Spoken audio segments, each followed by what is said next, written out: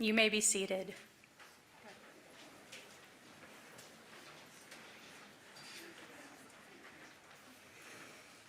Good morning, and welcome everyone that is here with us in this space today, everyone who is joining us virtually online to our Fall 2023 Commencement Ceremony here in beautiful Boulder, Colorado. It is a gorgeous day for this, isn't it?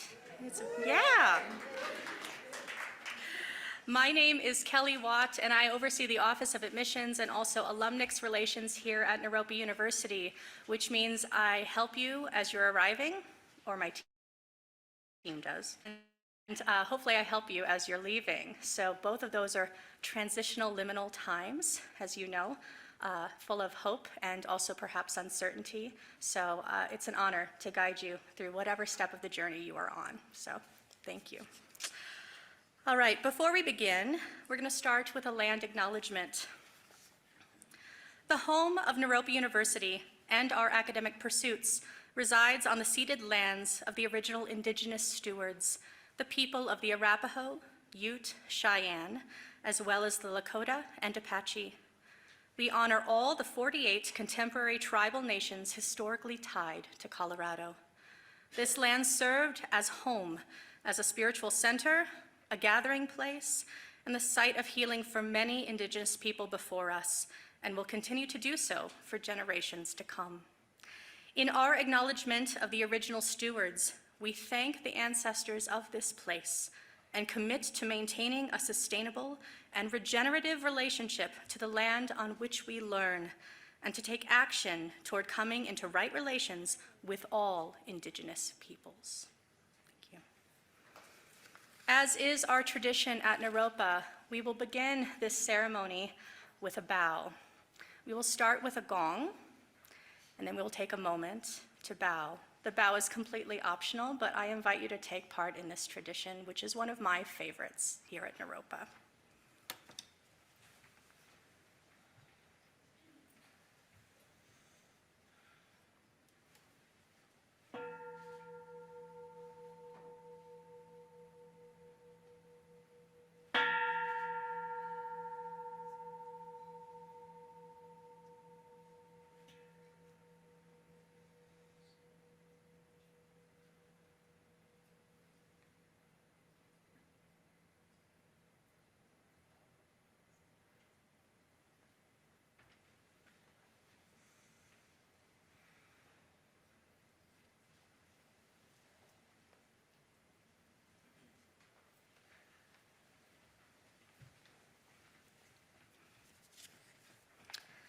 I would like to welcome to the stage graduating student Amma Glick, accompanied by Tony Davis, to lead us in the opening invocation.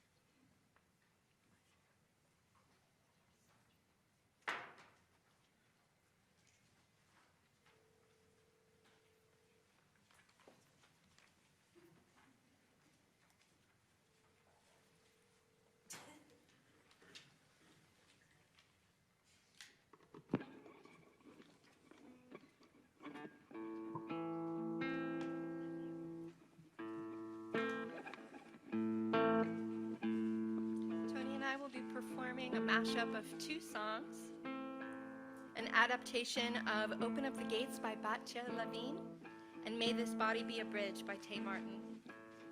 Thank you for letting us open the gates with you today. May this body be a bridge for the healing of this land. May the river flow through us, cleansing greed from our hands. Open gates of kindness and compassion. Open up the gates of freedom and justice. Open up the gates of wholeness and peace. Open up the gates of liberation. Open up the gates of change and release. Open up the gates of transformation.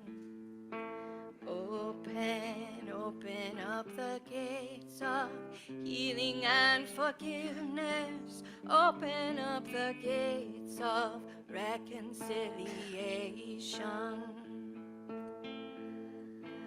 Open up the gates of listening and patience. Open up the gates of humility. We are born from the water. We are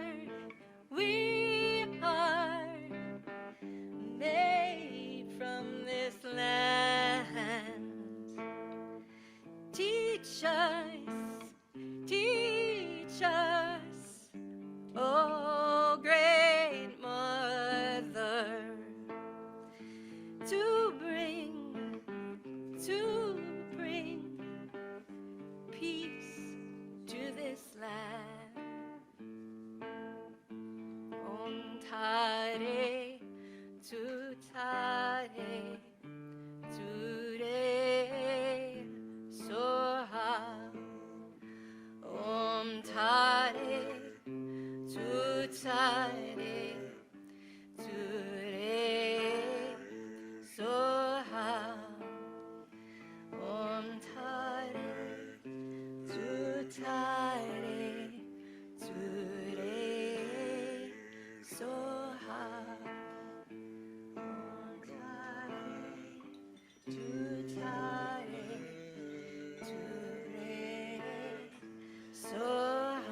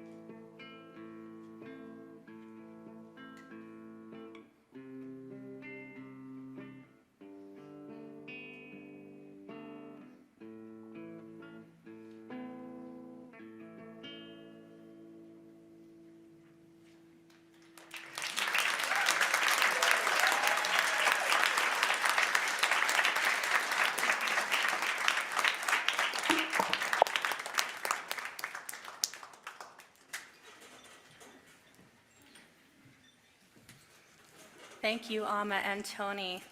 Amma is leaving Naropa University and graduating, and she was a co-chair of the Student Union of Naropa, known as SUN. So we're sad to see her go, and also excited for her to share her leadership and wisdom with the world, like all of you. Woo, yeah.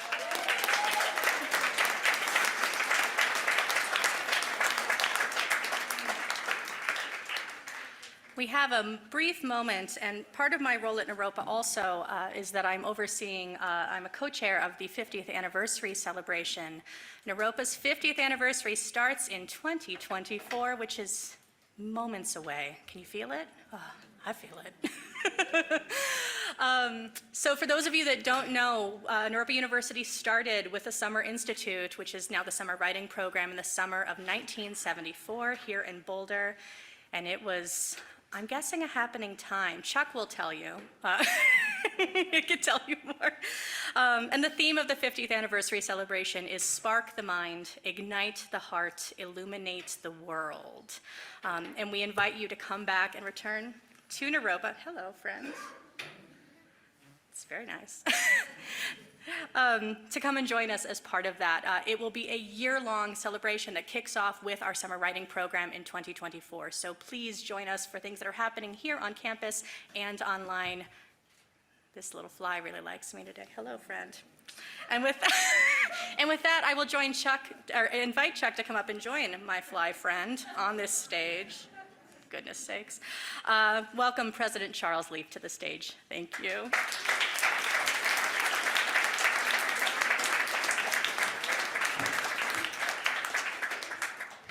See.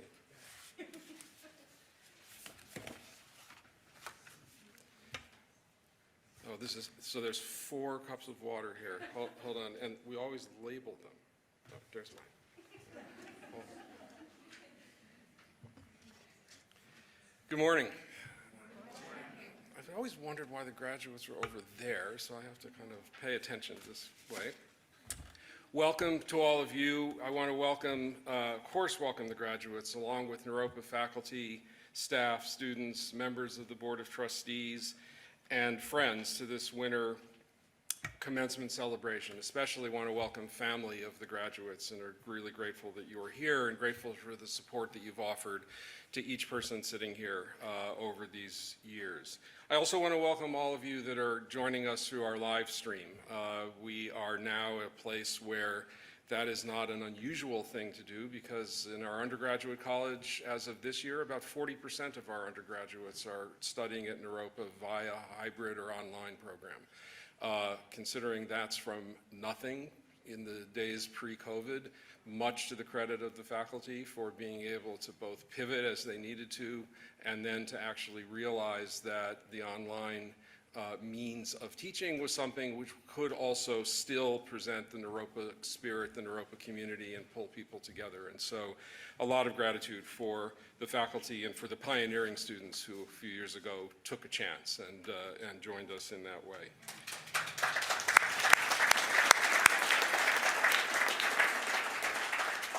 Recognizing the accomplishments of our graduates is really one of the singular honors that any president and faculty have, and it's really a delight to share this time together.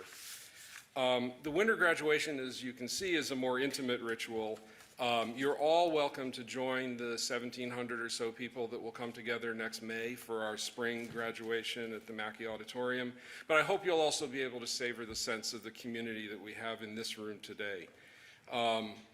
The living and learning community that is Naropa, whether you participate fully or partly in person or virtually, is a community that thrives from active exchange by sharing intellect, intuition, big mind, big heart, showing up with honesty, with curiosity, with impatience, and with creativity.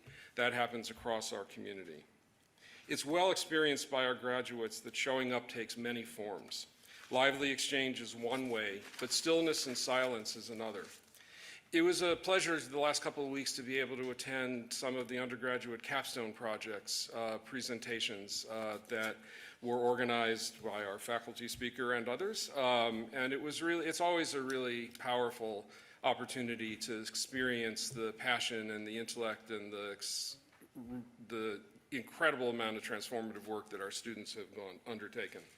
I was inspired. I don't want to have any favorites. I was inspired by all the presentations that I saw, but I particularly wanted to call out one.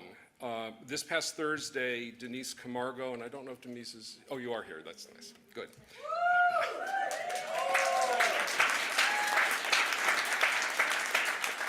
It was terrible. Denise Camargo, who's graduating with a BA in psychology, offered a presentation called Cultivating Silence to Transform One's Life and the World. And I kind of walked in just as a video was being shown on the wall of Denise and others sitting on the Pearl Street Mall with a sign that basically said, I don't remember if I wrote the words exactly, but we're offering silence. And watching the faces of the sort of random folks on the mall figuring out how to engage with that seemingly invitation, although since it was silent, it was unclear what that invitation was. And watching the way in which people engage was really quite profound. To me, offering silence is the heart of Naropa's mission and is the key to the impact that we have on the world. The earliest founding faculty, and Kelly, being here in 1974 and that being 50 years later, my ability to talk about it is a little gone. I can make some stuff up, though. But what I can say is that I know that our founding faculty would be delighted that a half century later, the spark that launched the audacious experiment, which is Naropa, remains energized. And to have silence and contemplation being looked at not as a frivolous way to spend time, but as life-affirming and healing means that this is how we engage a suffering world. Now, there's nothing passive about silence, and there's nothing passive about stillness, unless it becomes a justification for ignoring the pain of the world around us and cloaked somehow in some sort of fake spirituality. Education at Naropa is built on a foundation of contemplative practices, honing tools of mindfulness and compassion, igniting a strong intention to show up to the world as healers, regardless of the gateway: counseling psychology, chaplaincy, environmental activism, creative arts, yoga studies, religious studies, innovation and entrepreneurship, or the array of interdisciplinary expressions that are seen here at Naropa. Engaging the world from a foundation of wisdom and compassion asks a lot of us, certainly asks a lot of our students. I think it's important to start from locating ourselves on the earth and acknowledging what surrounds us. That begins very personally with what I hope was a not too casual connection to the bow that we use to mark the beginning and ending of Naropa events, acknowledging our presence, the presence of others, and our affirmation that we're interconnected. It then extends in many ways, and I hope we all listened carefully to the land acknowledgement offered by Kelly a few minutes ago, which is also a means of grounding and gratitude. Beyond that, much as the concentric circles that you can see if a stone is thrown into a lake, I would encourage us all to extend further. This is December 16th, 2023, and that means we need to open up to the suffering that is being experienced in Israel and Palestine, in Ukraine, at our southern border, in Africa, and countless other places around the world. This act of extending and acknowledging is a big challenge. It's the challenge that is what feeds the contemplative practices at Naropa and the education that we strive to offer. Now, we're understandably pressed to move from acknowledgement to action with no gap, and that I would suggest is something that's worth considering. We're all aware, for example, that with respect to Palestine and Israel, that universities, along with other institutions, are subject, in many cases appropriately, to criticism for either their seeming inaction, for stating positions that are muddled or equivocal, or even if clear, that are feeding a climate of divisiveness. Now, obviously today, I think, is not the place for a deep look to that particular challenge, but I hope if we can agree on one point, it's to start taking our seats, feeling the suffering, and extending whatever compassion and healing we're able to do. By no means is that the end of the work, but it could create a container from which the difficult conversations might be accommodated and multiple truths could be spoken and heard. And that personal and community pain might be witnessed and acknowledged and possibly eased. My faculty and staff colleagues are grateful that you all invested yourselves so fully, bravely, and energetically in being part of the Naropa community over these last years. As we start celebrating the 50th anniversary, as Kelly mentioned, next year, it's also important to recognize that Naropa is a living entity, which carries inherited wisdom from the generations that preceded you and the fresh insights and care for one another and outrageous humor that each of you has generously offered to this community as you prepare to move on. I also want to note that in a few minutes, Sue West, our Chief Academic Officer, is going to offer diplomas. Well, she's often going to offer diploma cases. You'll get the diploma later. I don't want truth in advertising here. That will be her final act as our Chief Academic Officer. Sue's retiring after a 27-year career at Naropa, centered in service as a professor of visual arts, but which has also shown up in service in countless other ways, including serving as the Chief Academic Officer most recently.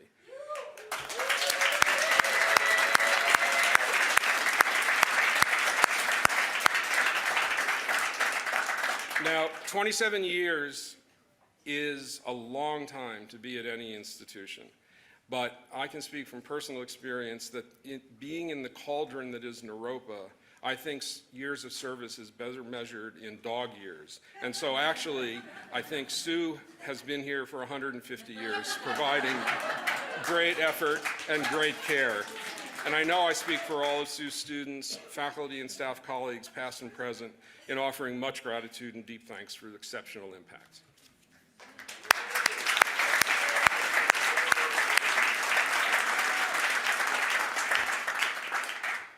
I want to wish all the graduates joy and inspiration, whatever ways your journey unfolds. We're always delighted to learn, as the late icon John Lewis said, about the good trouble that you all get into, and we are confident that you will get into good trouble. We just want to know about it. Your stories energize us, inspire us. We'll even bail you out if we have to. So that, I'll promise that. We're excited to move into our next half century, and we're really excited to be entering that phase because of you here today and what you're leaving us. Nostalgia for the past is great, but inspiration, motivation, and enthusiasm for the future is really what's on the spot, and it has everything to do with what you've done at Naropa and how you're showing up even today, and we really are grateful for that. I'll close by saying, in keeping with our long tradition, I'll leave you with a short section of a poem that was written by Naropa's founder, Chogyam Trungpa Rinpoche, which is really an aspiration for all of you. It's something that we have presented at every graduation for the last probably 12 or 14 years or so, and I hope that you will receive it as it's intended, which is to inspire you and to express our gratitude for everything that you've done for Naropa. So thank you. In the jungles of flaming ego, may there be cool iceberg of awakened heart. On the racetrack of bureaucracy, may there be the walk of the elephant. May the sumptuous castle of arrogance be destroyed by diamond-like confidence. In the garden of gentle sanity, may you be bombarded by coconuts of wakefulness. Congratulations and thank you.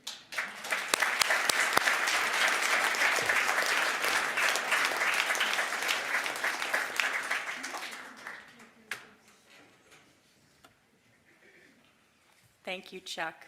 That is my favorite poem and my favorite part of commencement, I think. It's my pleasure now to introduce our faculty speaker, Ramon Gabriela Parrish.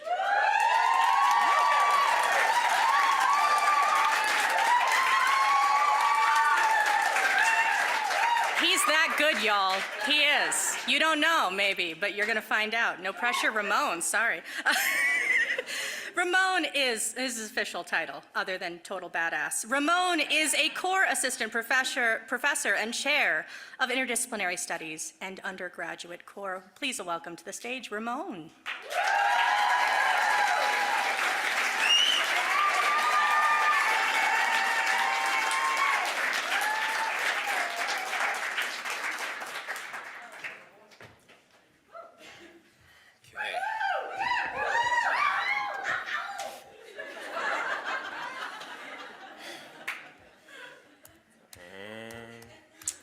Seconds.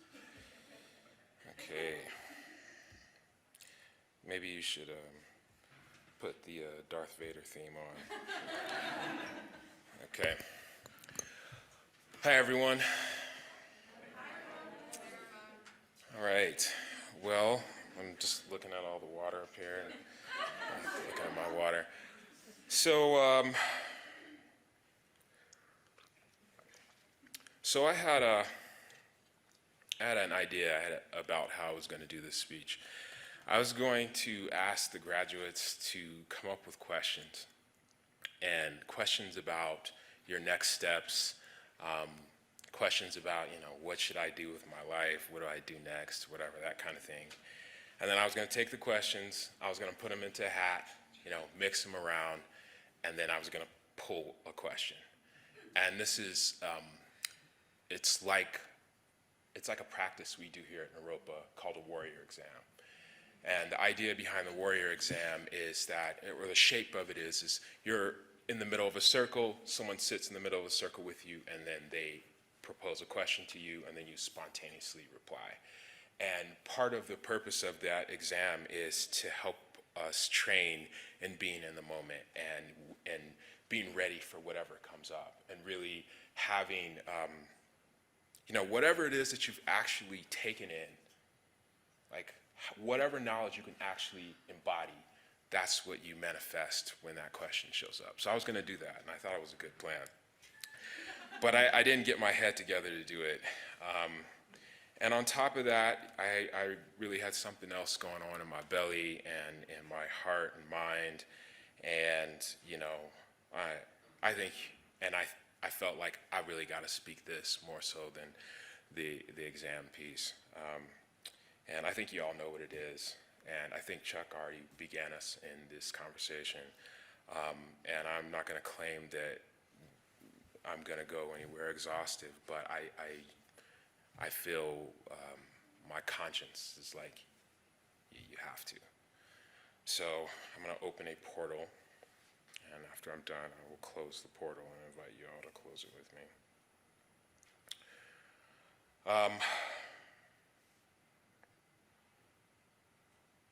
So, there's a war raging as we speak and as we sit here. And maybe there is always a war raging. But I want to talk about the resurgence in spectacular violence and overt warfare in Palestine and Israel, and how we hold it at Naropa. And I would say for the graduates that this is just another mirror or model for how you, when you go forth in your life, how you hold and work with matters of conscience. I want to bracket my talk by saying that this is what I feel and believe and what I'm struggling with, and it represents my point of view. It does not necessarily represent the views of Naropa University. So it's in no way an official statement. So I'm going to wrap it around 4 words: complexity, compassion, courage, commitment. So complexity. In my time at Naropa, among others, I've had the task of holding space for student learning around issues of historical and ongoing oppression based on large-scale social identities like skin color, sexual expression, gender, socioeconomic class, ability, age, and so on. Central to this learning is the history and continuation of colonial violence and the expansion of Western Europe over the last 500 years, and the ways that it set up the basic categories and vectors of power, violence, the direction and flow of resources, and even the borders and boundaries of nation states. This understanding is critical if we're going to have any grip on what's taking place in the modern world and understand the major fault lines in our society. We've spoken about settler colonialism, and it's made it possible for us to stand in this room. Okay, this campus is on a street that's named after the original peoples of this land, many of which were murdered when they were unarmed by the US government after they had surrendered. So settler colonialism has been used to describe what's happening now and for the last many decades in Palestine and Israel. Or maybe I should say, is it Israel or is it Palestine? The forcible displacement through violence, coercion, economic blackmail, cultural disruption, resource appropriation of one people by another. And on the surface, and from my limited point of view, being in a relatively safe place and a great distance from the danger, that's what it looks like. The central dichotomy of the oppressed and the oppressor has become a major conceptual and political tool, not only to understand our history and the repeated violence that erupts from its unhealed wounds, but a rallying cry for millions across the globe. Universities have played a crucial role in toppling other unjust regimes based on settler colonialism, such as South Africa's apartheid regime. It was student protest and pressure on administrations to divest that started the wave across the nation. And it was a boycott, and in a way it was the original, you might say, cancel culture, as in a withdrawal of all activity and support from institutions that practice systemic and structural racism and other forms of institutionalized violence. So the term settler colonialism goes back and forth over social media, and even though I hear scant mention of it in our major news media outlets. And oftentimes, anyone that has a different view is instantly boycotted, canceled, love and attention divested. Some of you may be familiar with Van Jones' situation recently. I don't know if y'all saw that or familiar with Van Jones. You might check that out. So since the summer of 2020, I feel that we've reached some kind of threshold in our worldwide justice movements, and that the division between the oppressed and the oppressor, the colonized and the colonizer, of those harmed and those that are victim, while fundamental to our understanding of histories and patterns of violence and inequity, don't fully describe our social and political realities. Binaries and dualities are useful building blocks for thinking and conceptualization, but as we grow in our thinking, we come to see things in qualities. We come to see the complex net of causes and conditions that bring about situations and actions and ways of thinking for ourselves and others in the world around us. Second word, compassion. A few weeks ago, I attended a march in Denver calling for a ceasefire and for Palestinian liberation. There was a person there who wore a shirt, and the shirt said, "All monsters are human."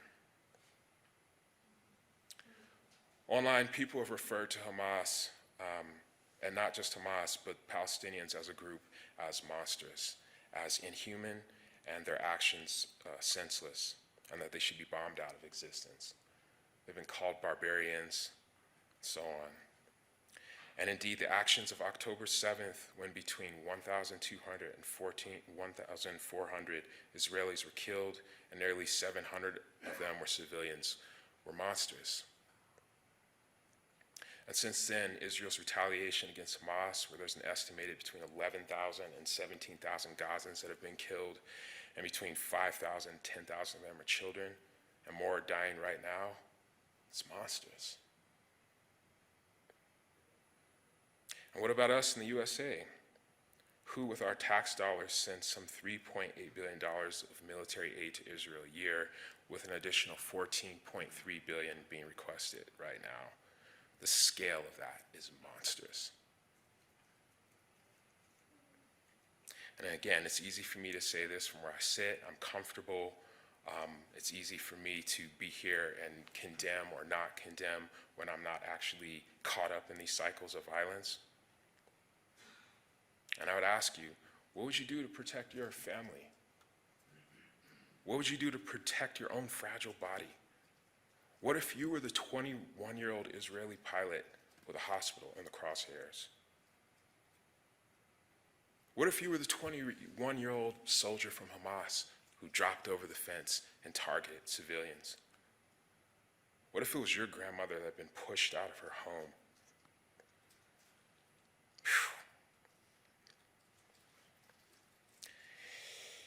What if it was your community that was stricken by poverty and your culture displaced for decades? How do you know that you're not the monster? And who do we identify with and why?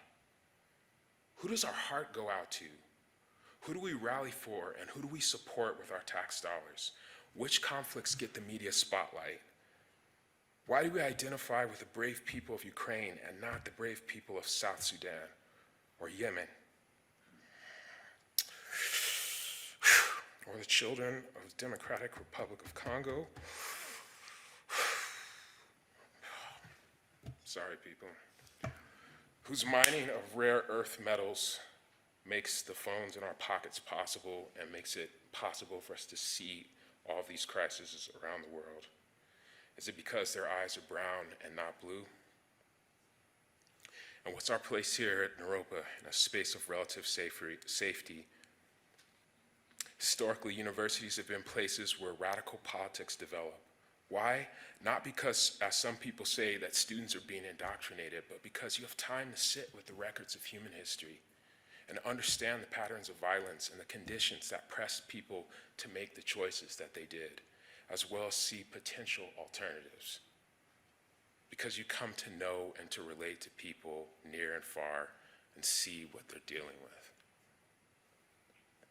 We do that here. And we have something in our DNA at Naropa that makes us different from other universities. We have in our DNA Thich Nhat Hanh's true names. We're both the pirate and the kidnapped. We're the arms dealer and the person targeted by those very weapons. We are the leaders giving orders to drop the bomb, and we are the children under the rubble. In our DNA, we have a belief that everyone's basically good. And not just everyone, but reality. And that reality's whole and that it makes sense. In our DNA, we have this notion that the real radicalism in our time is compassion. It's the ability to see ourselves and others, and the ability to be identified with people in every condition. And we have the ability to relax our identifications. We have the ability to step back, to relax and interrupt our habits, to introduce gaps in space and silence into our thoughts. And we need this right now, especially those of us who are not in harm's way and who don't have family in harm's way. You know, we can't get caught up in the reactivity that's happening. You know, we've got this massive electronic nervous system that's sending images and thoughts and opinions around, and we can just get swept up in it. You know, we're fighting a war that's more words and ideas, and it's like we're like in the same kind of situation as people were in the Vietnam era, where you can see on a street level like what warfare actually looks like and what the cost actually is. So we need to be able to step back from this reactivity, and we need to be able to step between it. How do we not just take one side?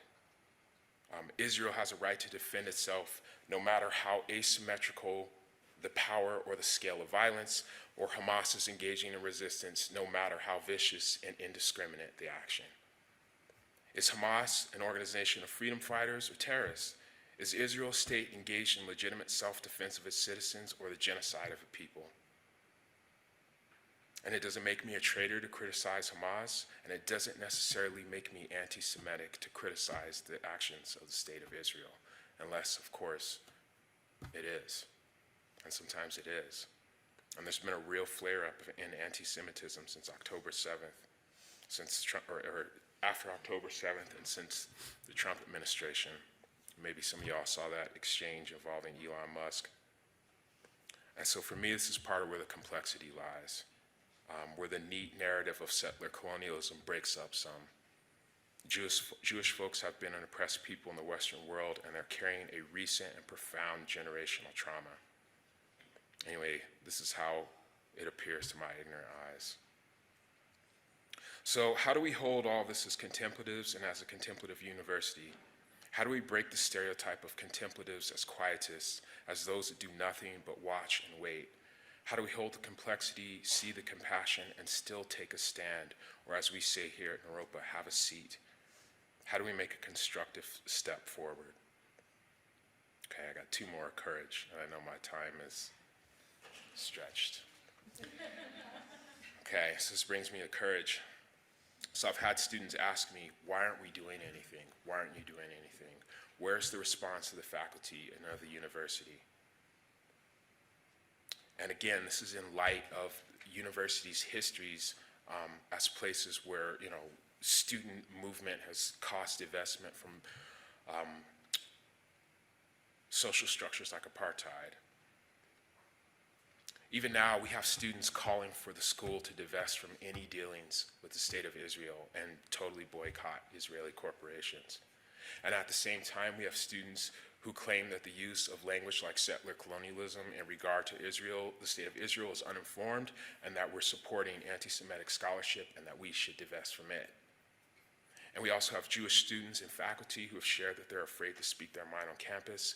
And we have students that are so unheard that they've felt the need to spray paint the walls to get their message out.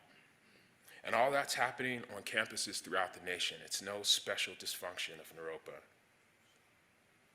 As far as faculty response, maybe y'all felt like I have.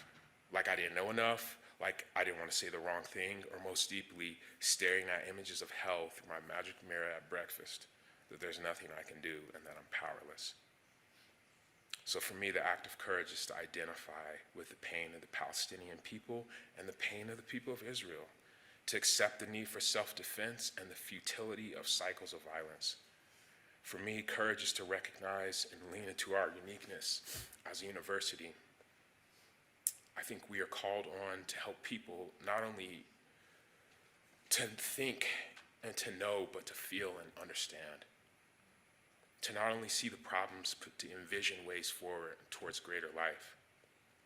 We have an opportunity to evolve right now and move past the simple duality of legitimate nation, terrorist, oppressed, oppressor, and so on, in our teaching and our scholarship, our practice, and our advocacy. We have a responsibility to advocate for fundamental human dignity, for the rights to people, to culture, land, language, respect, safety.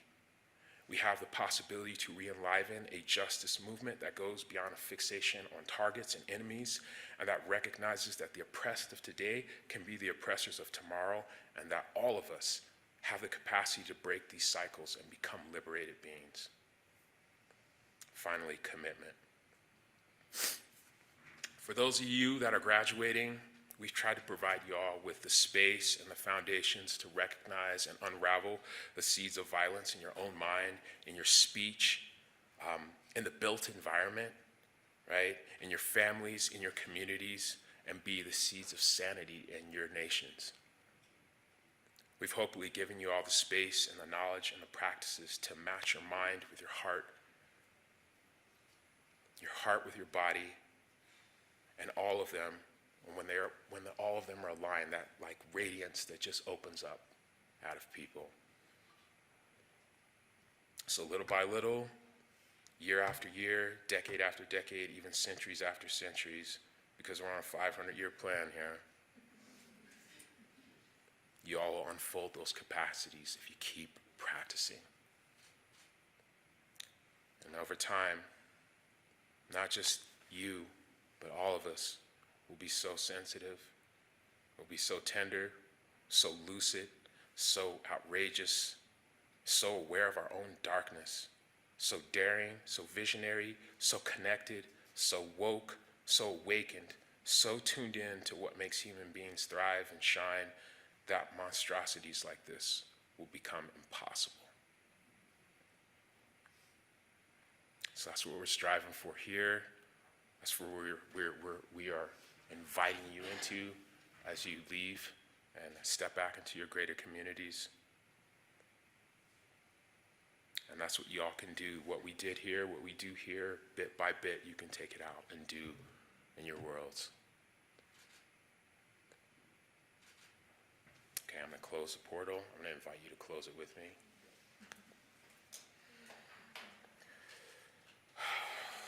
All right. I want to thank you for your time and your dedication. I want to thank you to your family and friends and faculty. And my time's up. Thank you.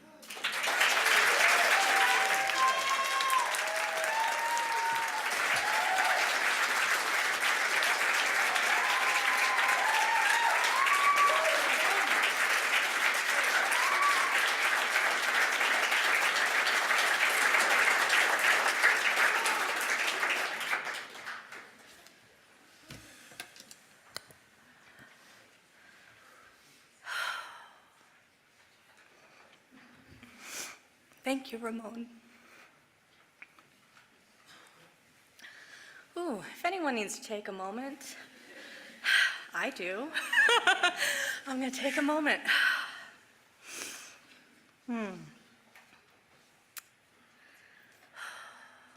Thank you again.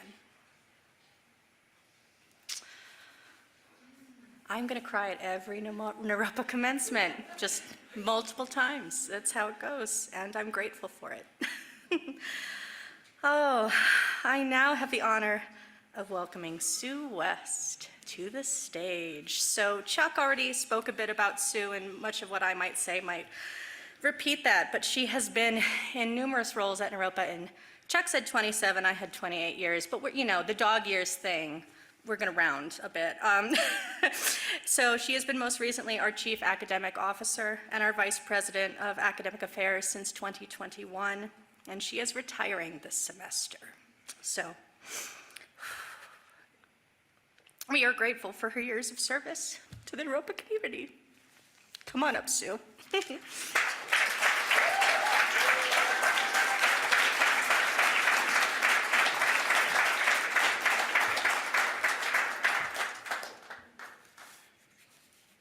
Let's just take a moment and just like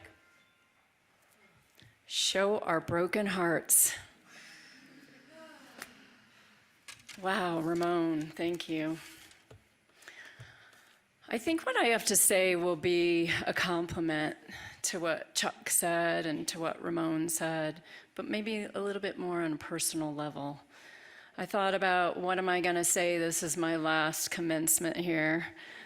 And I'm just going to give you some essential teachings that I learned and ask you to find your own, to locate them.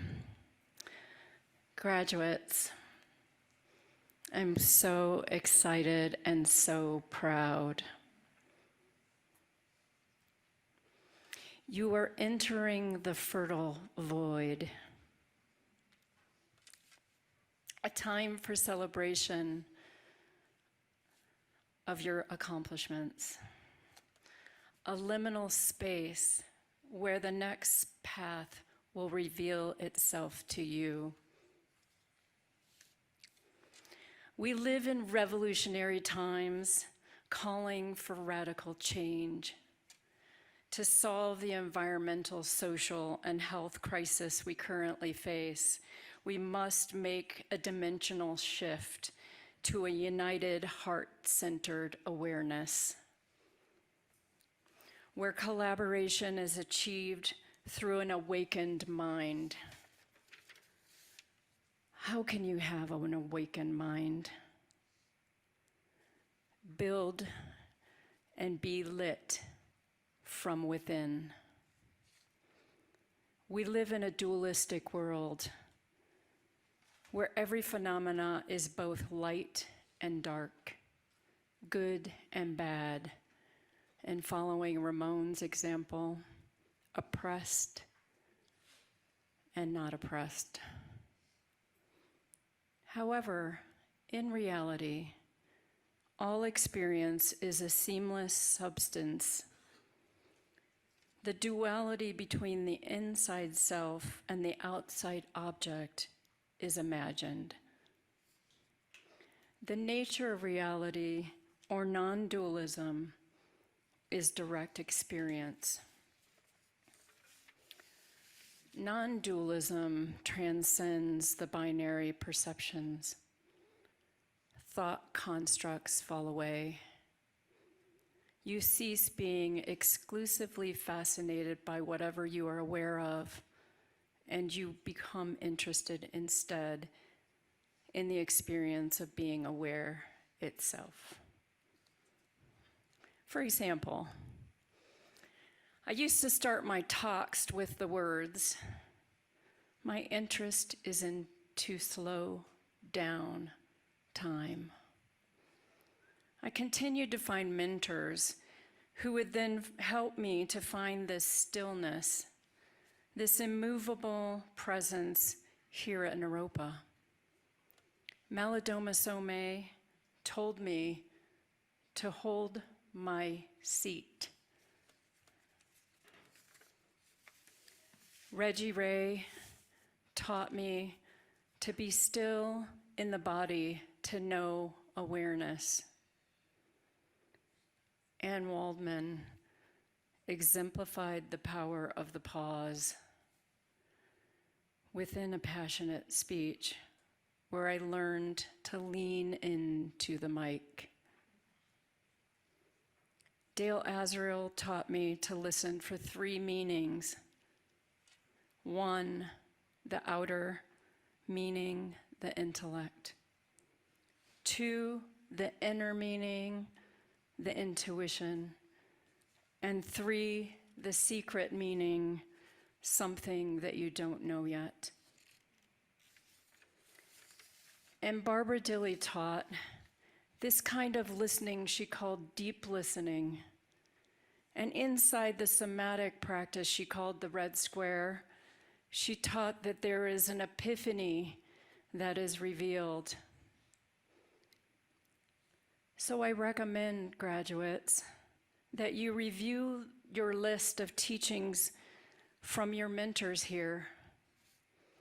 Think of them as pointers for your future and share them with the world.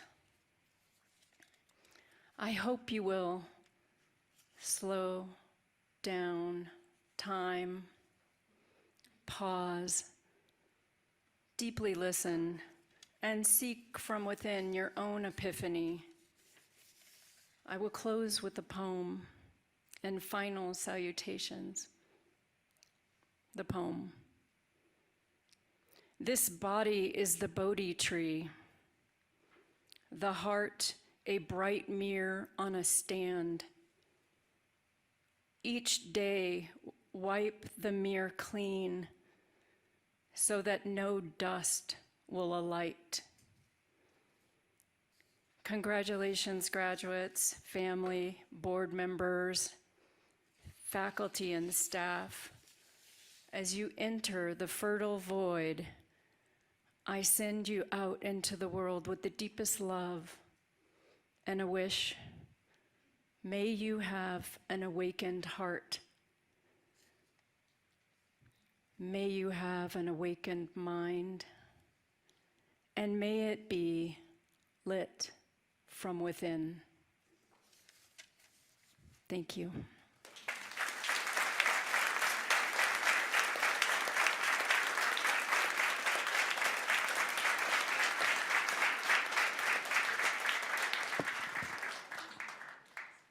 We now invite our graduates for the presentation of diplomas. Diploma covers.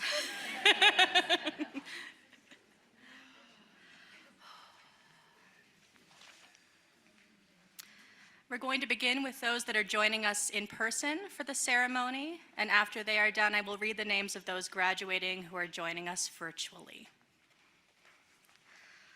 The degree of Master of Divinity, Deanna McMillan Denham.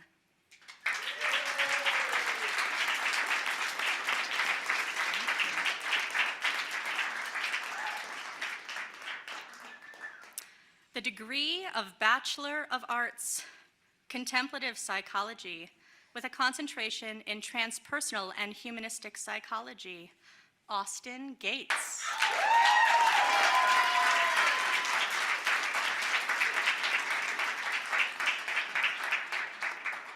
Environmental Studies, Victor Pierre Jacques Becker.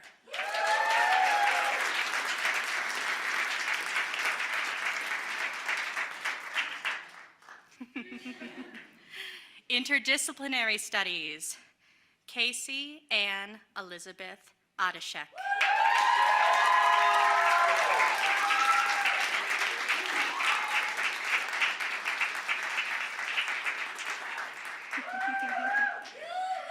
Fernando Diaz.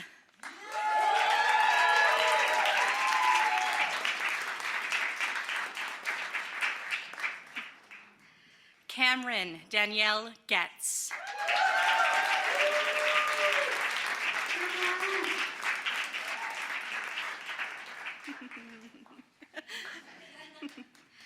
Susie Kensler.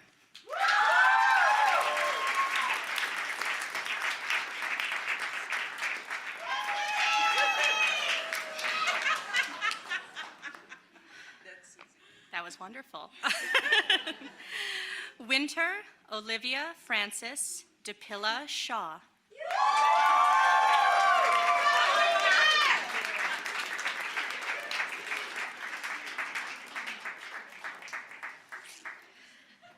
Denise Camargo.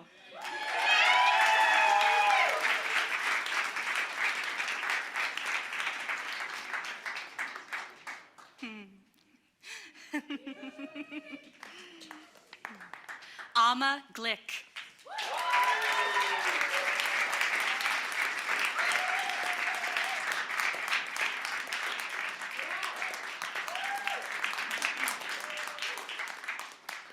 Leah Cattell.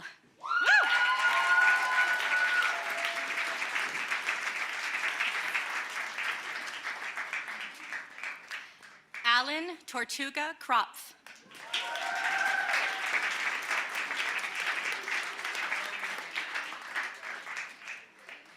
Toby Volin.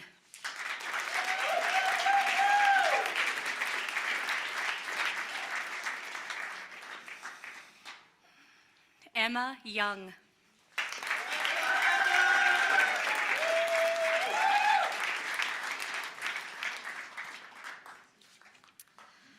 Concentration in somatic psychology.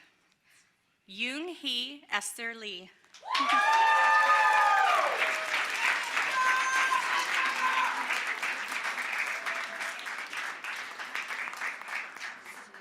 Avery McClellan.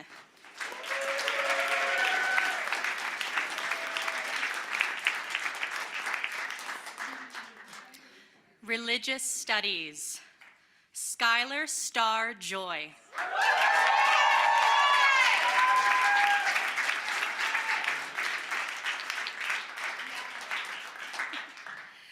Melody Sage Warren Rowe.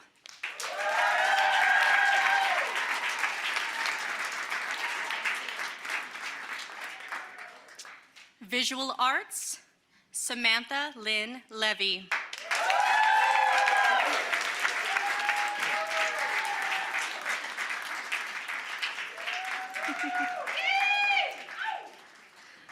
Audra Valentina William.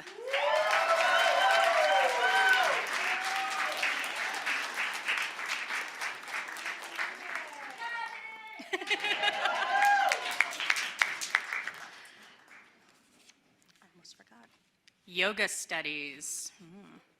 Bronson Rising.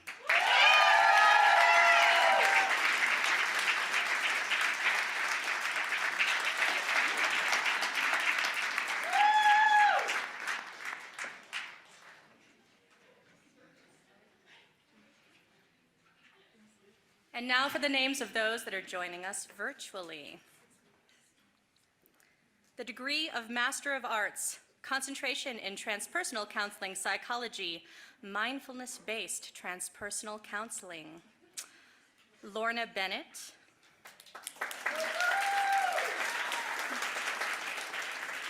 Braden Buchanan.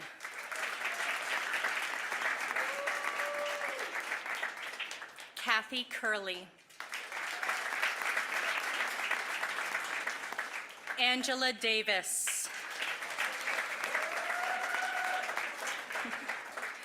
Tracy Corpella. Chris Lott. Kiri McCart.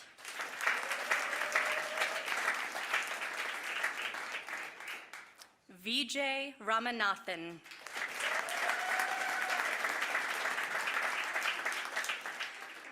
Carrie Signoraci.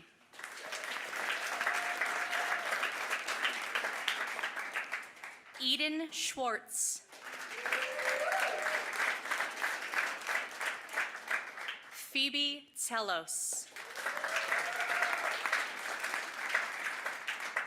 And Tali Wertheimer.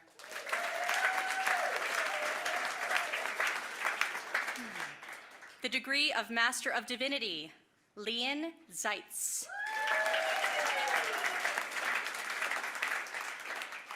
The degree of Master of Fine Arts in Creative Writing, Missy Rasmussen.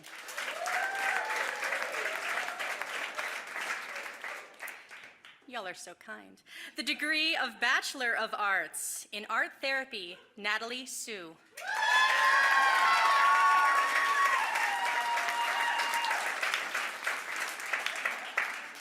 Contemplative Psychology with a concentration in Somatic Psychology, Carolyn Schroeder.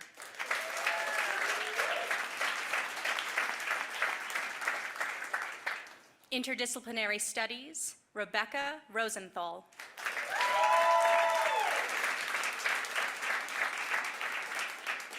Psychology, Meredith Data.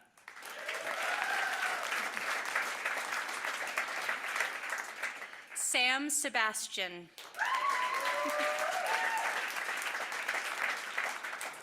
Jennifer Gaudreau.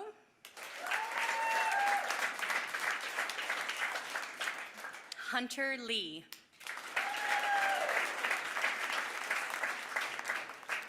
Sarah McInnes.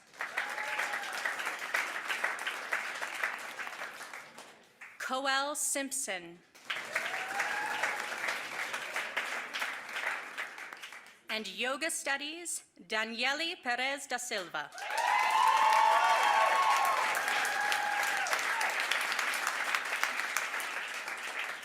Congratulations to our graduates.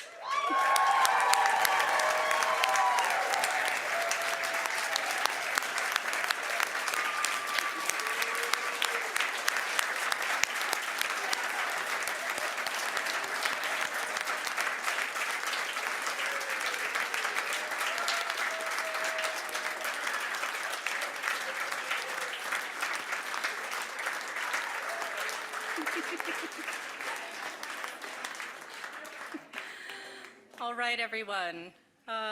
So we are going to have a reception for you all in the south atrium, both on the first and second floor. So it's the area set up kind of on the far side of the building here, directly following our ceremony today.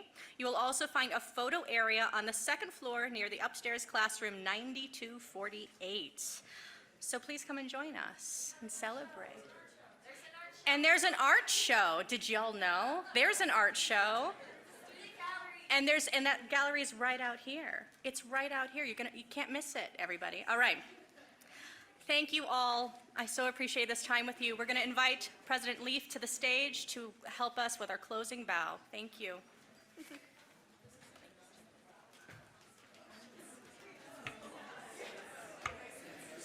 So